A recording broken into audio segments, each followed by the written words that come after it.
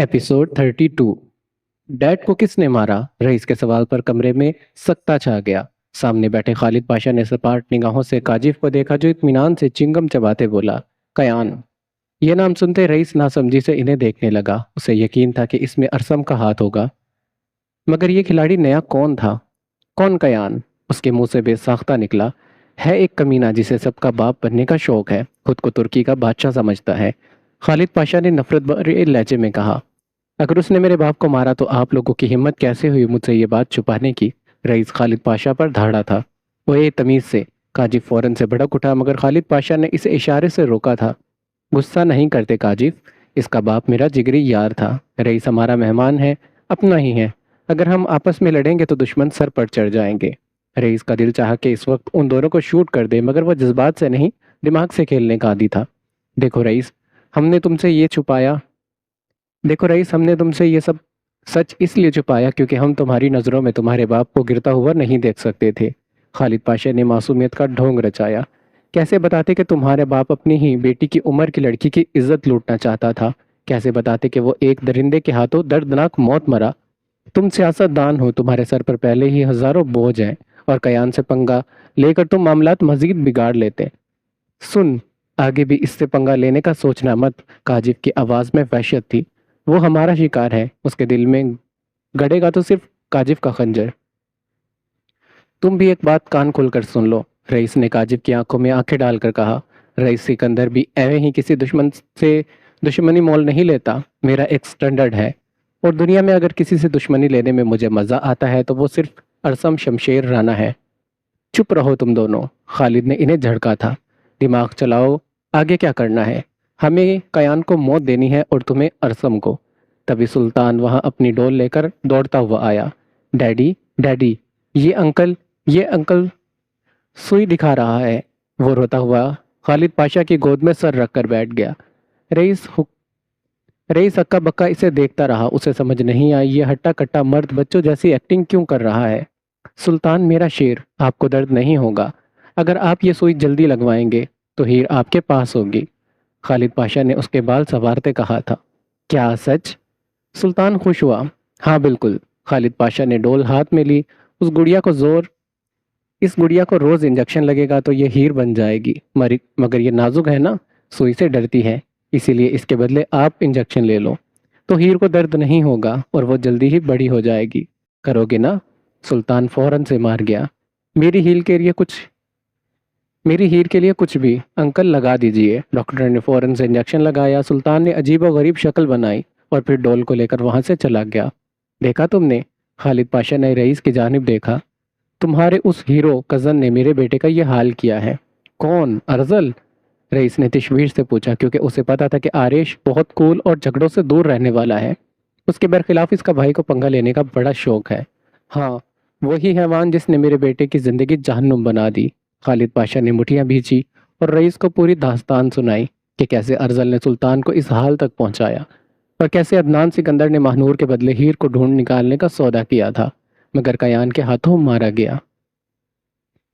तुम जिस अरसम की बात कर रहे हो वो कौन है? अब खालिद पाशा ने सवाल किया। सारी फसाद की जड़ वही है, उस महानूर का भाई, शमशेर किस्वा का बेटा। रईस ने दांत पीसते हुए जवाब दिया था। महानूर का भाई, शमशेर का बेटा? खालिद पाशा सोच में पड़ गए। हाँ, बहुत खतरनाक खिलाड़ी है। पहले वो गुस्से का तेज था, मगर जेल से निकलने के बाद वो शतरंज की चालें चलने लगा है। उसने मेरी अनूरल को मुझसे छीन कर मुझे ऐसी मात दी कि मैं कभी नहीं निकल सकूंगा। रईस की आंखों में वहशत उतर आई। खालिद पाशा के रईस पर खालिद पाशा के पूछने पर रईस ने अपने माजी के सारे पर्दे खोल दिए। 10 मिनट की खामोशी के बाद खालिद पाशा ने काजिफ को इशारा किया। काजिफ बाहर गया और 3 गिलास लेकर अंदर आया। खालिद पाशा ने पहला गिलास टेबल पर रखा। यह है कयान हातिन, हमारा दुश्मन। दूसरा गिलास रखा। यह है अरसम शमशेर राना, तुम्हारा दुश्मन। तीसरा गिलास रखा। यह है अरजल दुरानी, मेरे बेटे का दुश्मन। खालिद पाशा मुस्कुराया। अगर हम मिल जाएं तो हम अपने दुश्मनों को आसानी से चकनाचूर कर सकते हैं। तुम बताओ, तुम्हारे जहन में क्या प्लान है? मैं चाहता हूँ मानूर मेरे हाथ लगे, रईस ने कबाहत से कहकर लगाया। मैं उसे यूज करके अरसम को ब्लैकमेल करूंगा ताकि वो खुद अनूरल को मेरे हाथों सौंप कर जाए। काजिफ और खालिद पाशा और से सुनने लगे। अगर मैं ज़बरदस्ती करूंगा तो अरसम हीरो बन जाएगा और मैं विलन। اس کے ہونٹوں پر سرد مسکراہٹ ابھر آئی، لیکن اگر ارسم خود اپنی بیوی میری حوالے کرے گا، انورل کا غرور اور مان ٹوٹے گا اور وہ انورل کی نگاہوں میں گر جائے گا۔ رئیس کی آنکھوں میں جنون ابھر آیا۔ پھر میں ہیرو بنوں گا اور وہ ولن۔ مہنور ضرور کیان کے پاس ہوگی، خالد پاشا نے منصوبہ بنایا۔ ہم اسے باہر نکلنے میں تمہاری مدد کریں گے، بدلے میں تمہیں ہیر کو ڈھونڈ کر ہمارے حوالے کرنا ہوگا۔ سنا ہے وہ پاکستان میں ہی ہے اور تم وہاں کے سیاست دان ہو، تمہارے لیے یہ مشکل کام نہیں ہوگا۔ بات صحیح ہے، رئیس نے ہاتھ ملایا۔ انورل میری لکی چام ہے، وہ میری ہو گئی تو میری جیت پکی۔ خالد پاشا نے رئیس کو ہیر کی تصویر سینڈ کی۔ تصویر دیکھتے ہی رئیس ٹھٹک گیا۔ ایسا کیوں لگ رہا ہے کہ اسے میں نے پہلے کہیں دیکھا ہے؟ ہاں، وہ تمہارے ہی ملک میں گھوم رہی ہے، کہیں دیکھا ہوگا۔ رئیس نے سرد آہ بھری۔ ڈیل۔ خالد پاشا کی آنکھوں میں شیطانی مسکراہٹ چمک آئی۔ تمہاری کمزوری انورل ہے، وہ دھیرے سے بولے، اور میری کمزوری میرا بیٹا ہے۔ خالد پاشا کی مٹھیاں بھیج گئی۔ اگر سلطان ٹھیک ہو گیا تو ارزل کا حساب وہ خود چکتا کرے گا۔ خالد پاشا کی آواز میں سرد وحشت تھی۔ انورل تمہیں مل گئی تو ارسم کی موت تمہارے ہاتھوں لکھ دی جائے گی۔ وہ دھیرے سے مسکرایا، اور جب سب ٹھیک ہو جائے گا، اس کی آنکھوں میں خون اتر آیا، تو ہم بھی کیان کی قبر کھود کر ہی دم لیں گے۔ خالد پاشا نے ایک ایک کر کے تینوں گلاس زمین پر دے مارے۔ چھناک شیشے کے ٹکڑے پورے فلور پر بکھر گئے۔ اسی طرح ان کی سرد آواز تھی، یہ تینوں بھی ٹوٹیں گے۔ میں تمہارے ساتھ پاکستان آنا چاہتا ہوں، مجھے ارسم کو اپنی آنکھوں سے دیکھنا ہے۔ خالد پاشا کی سرد آواز روم میں گونجی تھی۔ کاجی فوراً سمجھ گیا کہ ان کا اصل مقصد صرف ارسم کو دیکھنا نہیں تھا۔ ان کی سوچ کہیں اور چل رہی تھی، لیکن وہ ظاہر کچھ اور کر رہے تھے۔ بے، میں آپ کے ساتھ آتا ہوں، کاجف نے فوراً سے کہا۔ اس کی ضرورت نہیں ہے، خالد پاشا نے سخت لہجے میں جواب دیا۔ تم یہیں رکو اور سلطان کا خیال رکھو۔ ان کی آنکھوں میں گہری سوچ اتر آئی۔ کیان کی نگاہیں میری ہر حرکت پر ہیں۔ اگر اسے پتہ چل گیا کہ میں ترکی سے باہر گیا ہوں تو سلطان کی جان خطرے میں پڑ سکتی ہے۔ وہ دھیرے سے کرسی سے اٹھ کھڑے ہوئے۔ اس لیے میری غیر موجودگی میں کوئی غلطی نہیں ہونی چاہیے، خالد پاشا نے دو ٹوک لہجے میں رئیس کو کہا۔ خالد پاشا نے دو ٹوک لہجے میں کہا۔ رئیس بھی کھڑا ہوا اور اپنا ہاتھ آگے بڑھایا۔ کاجف نے اپنا ہاتھ آگے بڑھایا۔ پھر خالد پاشا نے، دی گیم بگن ناؤ۔ دیکھو ہانیہ، میرے زارا کی کیا حالت ہو گئی ہے۔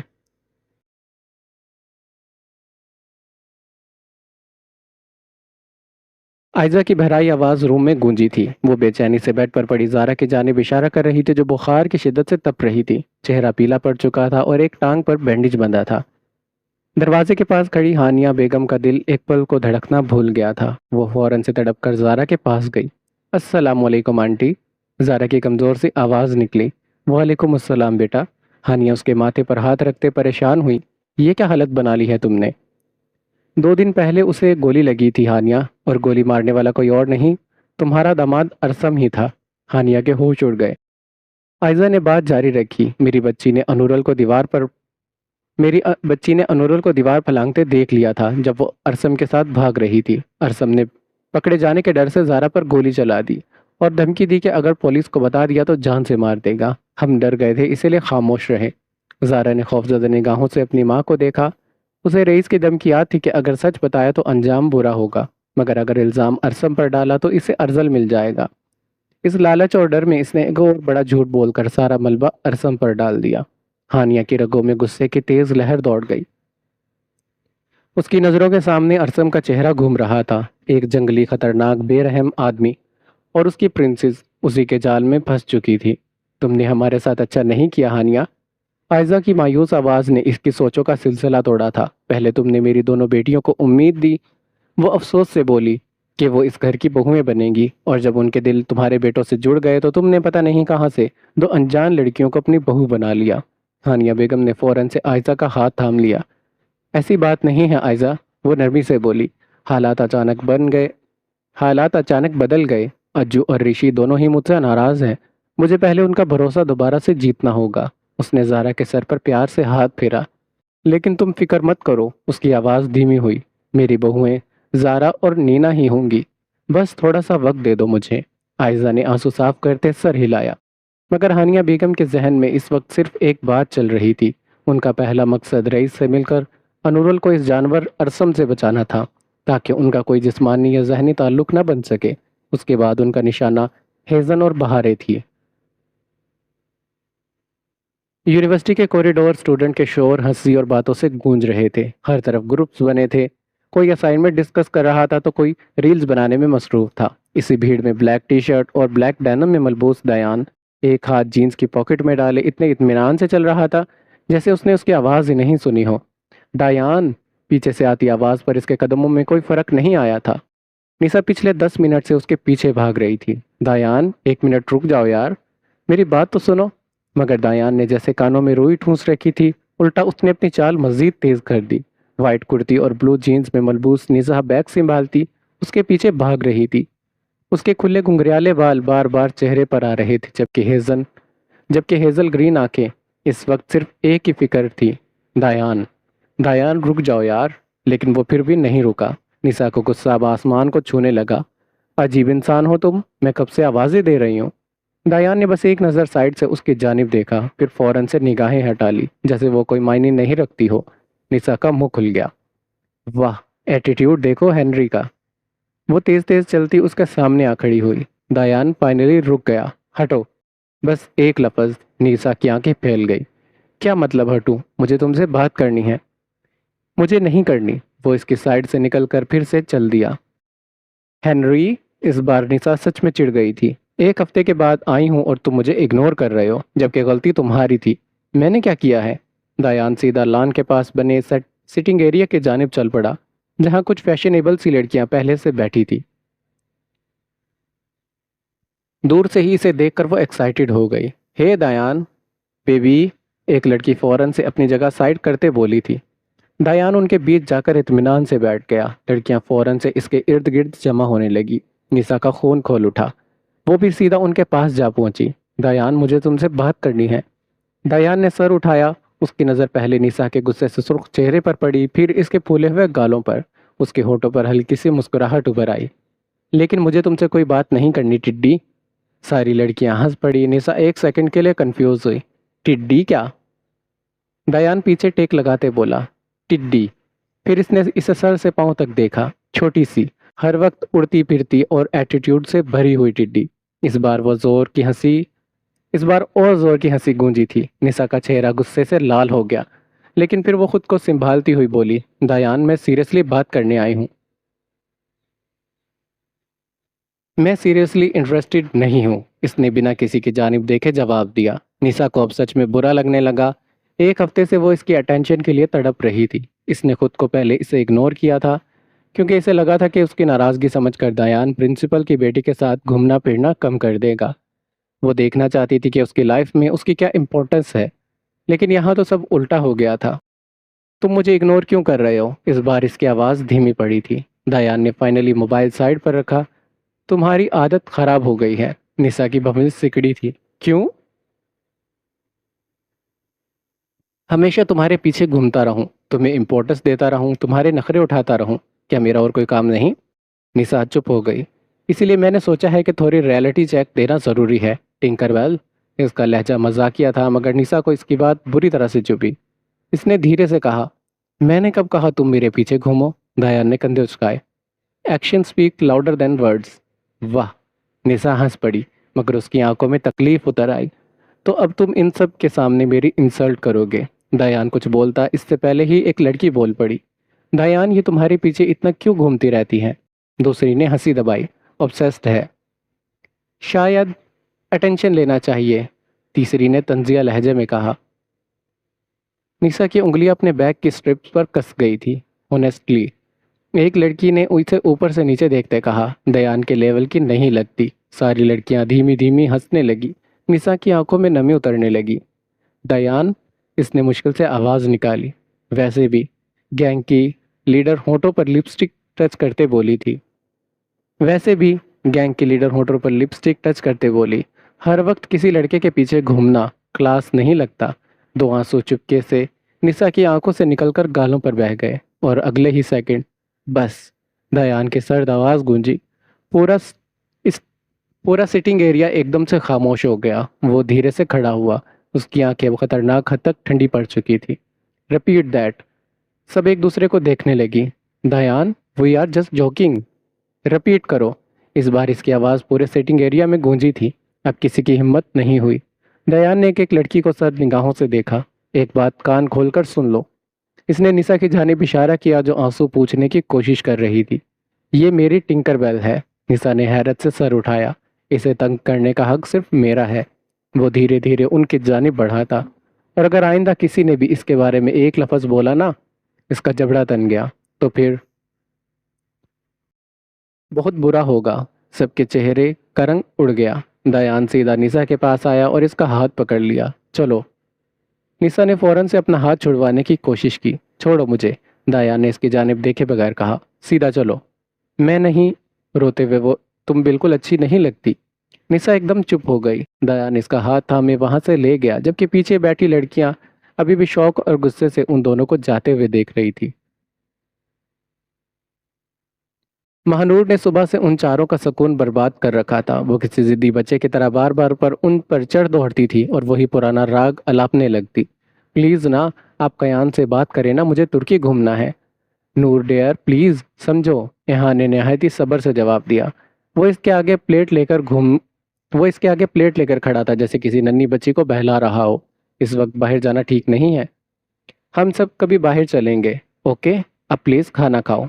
हमजा पानी का गिलास लिए खड़ा मुंतजिर था, जबकि साद और जैन नहायती खलूस से इसे पंखा झल रहे थे ताकि उसका गुस्सा ठंडा हो सके। मगर महानूर अपनी जिद पर अड़ी हुई थी।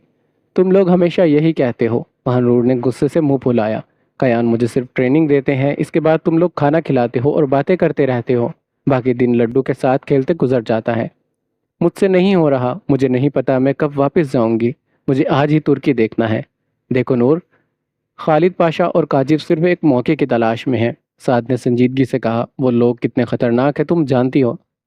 हम क्यों इन्हें मौका दें? हाँ तो तुम्हारा भाई उनसे भी ज़्यादा खतरनाक है ना। महानूर ढीठ बनी रही। हमारे पास इतनी सिक्योरिटीज़ हैं, वेपन्स हैं, तो हम क्यों उनके डर से घर में कैद रहें? इससे पहले कि कोई कुछ कहता, फिजा में एक गंभीर और पुरवकार आवाज़ आई। क्या हो रहा है यहाँ? कयान की आवाज़ सुनते सबको सांप सूंघ गया। चारों भाई रुख मोड़ कर एक तरफ खड़े हो गए। कयान की निगाहें महानूर पर पड़ी, जो सर झुकाए मुंह फुलाए बैठी थी। देखिए ना भाई, सुबह से बाहर जाने की जिद कर रही है और कुछ खा भी नहीं रही। चारों ने मायूसी से शिकायत की। कयान भारी कदम उठाता उस तक आया और इसके सामने एक घुटना मोड़कर बैठ गया।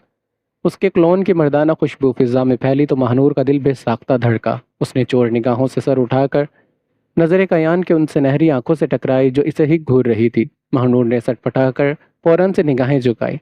खाना खा लो मून, जिद नहीं करते। कयान ने धीमी और नरम लहजे में कहा। लेकिन डॉन जी, मुझे बाहर जाना है। महानूर ने दोनों हाथ जोड़कर ठोड़ी के नीचे रखे और मासूम शक्ल बनाकर मिन्नत करने लगी। मैंने इतने नॉवेल्स और ड्रामे देखे हैं, मुझे वो सब जगहें देखनी है। मैं इन चार दीवारों में थक गई हूँ। दूर नहीं तो आसपास ही घुमा दें, लेकिन प्लीज़ प्लीज़ ले चलें। कयान के लबों पर एक हल्की सी मुस्कुराहट नमूदार हुई। मैंने देख लिया, आपने हंसा। इस मैंने देख लिया, आपने हंसा, इसका मतलब आप मुझे जाने देंगे। महानूर को जैसे पर लग गए।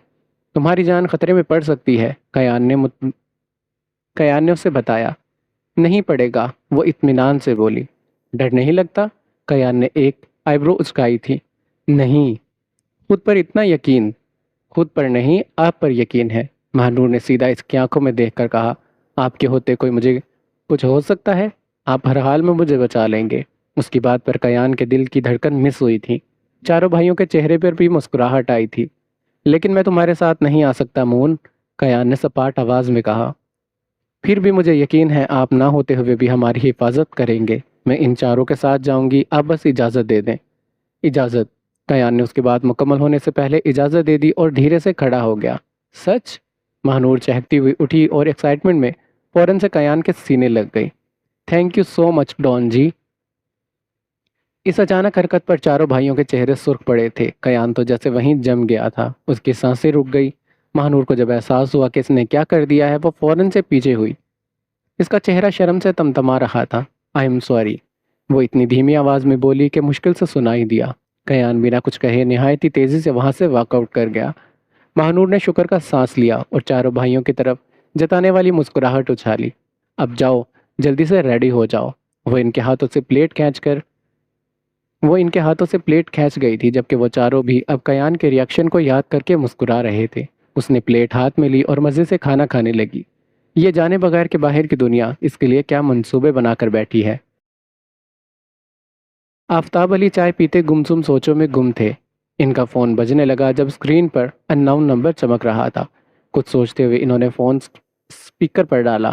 السلام علیکم فارمر ڈگ آفتاب علی، رئیس کی پرسکون مگر زہر خندق آواز فضا میں گونجی تھی۔ وعلیکم السلام، آفتاب علی نے نہایت ہی سنجیدگی سے جواب دیا۔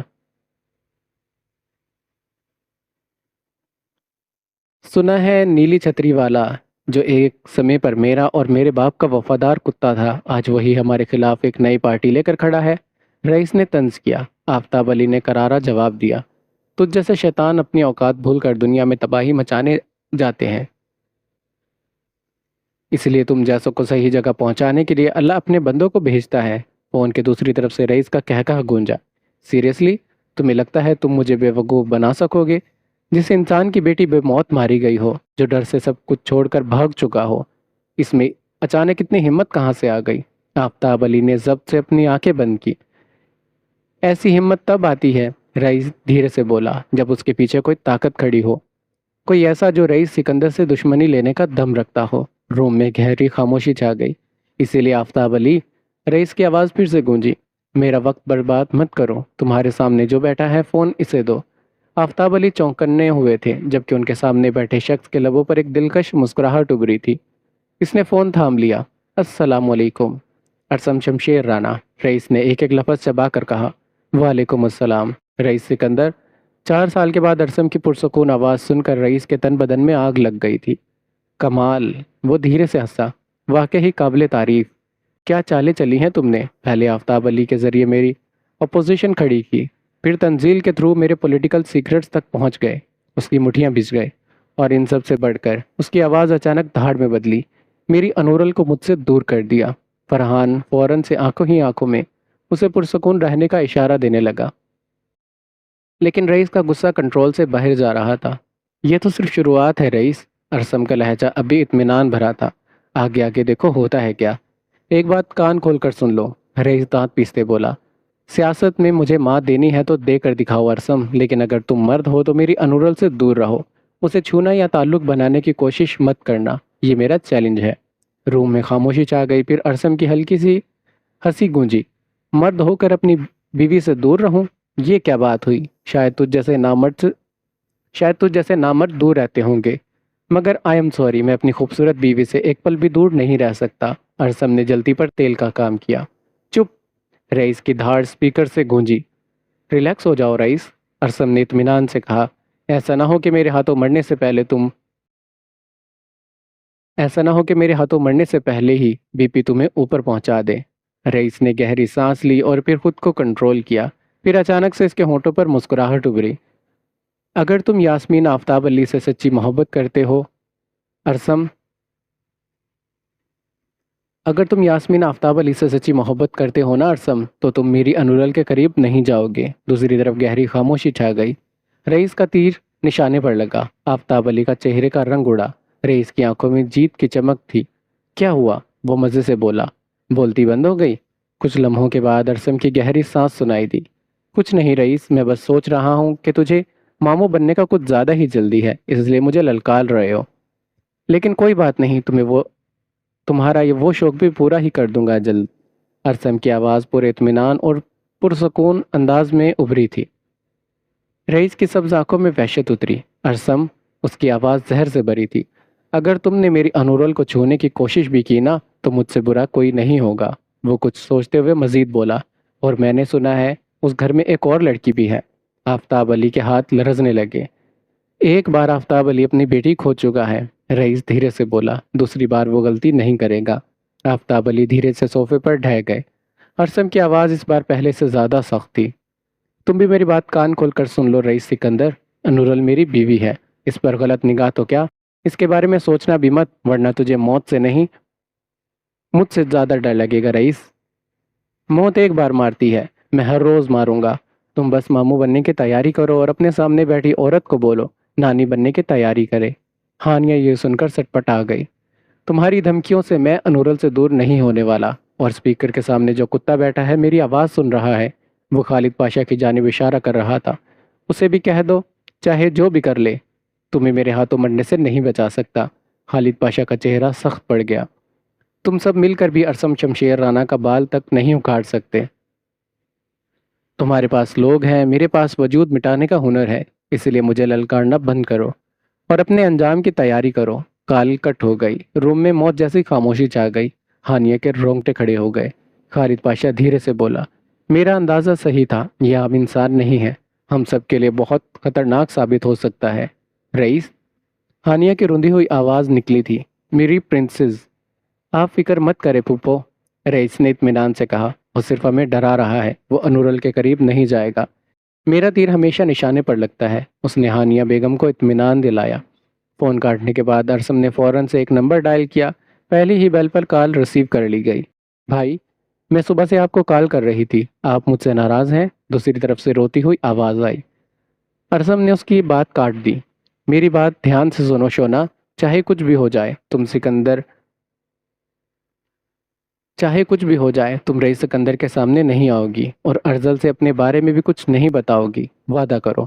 لیکن بھائی، وعدہ کرو تو میں تمہاری نکاح کے لیے معاف کر دوں گا اور تم سے ناراضگی بھی بند کر دوں گا، وعدہ۔ ہیزن نے فوراً سے کہا، اب مجھ سے رابطہ کرنے کی کوشش مت کرنا، میں خود وقت نکال کر تمہارا حال جان لوں گا، مگر میری بات یاد رکھنا۔ ارسم نے ہدایت دی اور ہیزن نے سر ہاں میں ہلا دیا۔ کب تک سب سے چھپاؤ گے اس بارے میں؟ اگر ہانیہ یا رئیس کو پتہ چل گیا کہ وہ تمہاری بہن ہے تو؟ آفتاب علی کہتے کہتے رک گئے کیونکہ وہ مزید سوچنا نہیں چاہتے تھے۔ آپ فکر مت کرے چچا، ارسم کی اطمینان بھری آواز گونجی، اس کی اصل پہچان کسی کو پتہ نہیں چلنے دوں گا۔ یہاں پر یہ ایپیسوڈ ختم ہوتی ہے، اور اگر آپ کو یہ ایپیسوڈ اچھی لگی تو ویڈیو کو لائک کر دیں، ہمارے چینل کو سبسکرائب کر دیں۔ ملتے ہیں نیکسٹ ایپیسوڈ میں، اپنا بہت سارا خیال رکھیے گا۔ اللہ حافظ۔